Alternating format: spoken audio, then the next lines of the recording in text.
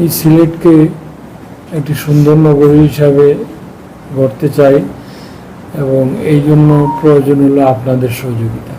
আপনারা যে যে ডিপার্টমেন্ট প্রতিনিধিত্ব করছেন তারা, প্লাস পুলিশ প্রশাসন, বিশেষ করে সিলেট মেট্রোপলিটন পুলিশ, তো আপনারা আপনাদের মতো কাজ করছেন।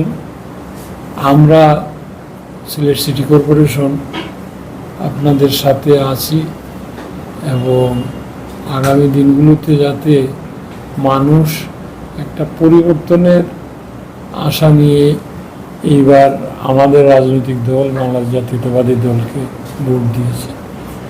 এখন মানুষ দেখতে চায় আমাদের কাছ থেকে, যার জন্য আমরা যারা দায়িত্বশীল অবস্থানে আছি আমরা তো আমাদের শেষ সর্বোচ্চটুকু দিয়ে আমরা এই কাজগুলো করার চেষ্টা করব। এই ক্ষেত্রে আপনাদের সকলের সহযোগিতা প্রয়োজন। আশা রাখি আপনারা আমাদের এই সহযোগিতা করবেন।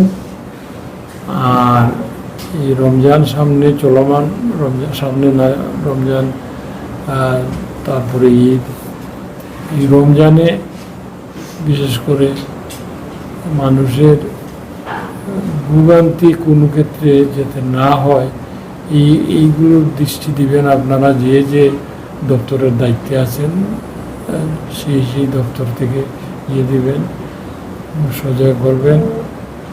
এই ভোক্তা অধিকার যে কর্মকর্তা যিনি বলেছেন, ওনার অনেকগুলো পয়েন্ট যেগুলো সিটি কর্পোরেশনে বাস্তবায়ন করার কথা, এগুলো আমরা অচিরেই করে দিব। এবং যেহেতু বাণিজ্য মন্ত্রী আমাদের এই সদর আসনের প্রার্থী, সেই ভোক্তা অধিকার থেকে শুরু করে বিভিন্ন দপ্তর ওনার মন্ত্রণালয়ের আওতাধীন। আমরা কমিশনার মহোদয় বলেছেন ওনার জনবল রেডি আছে, কোনো যদি মোবাইল কোড করা টরা লাগে করবেন এবং সাপোর্ট দিবেন।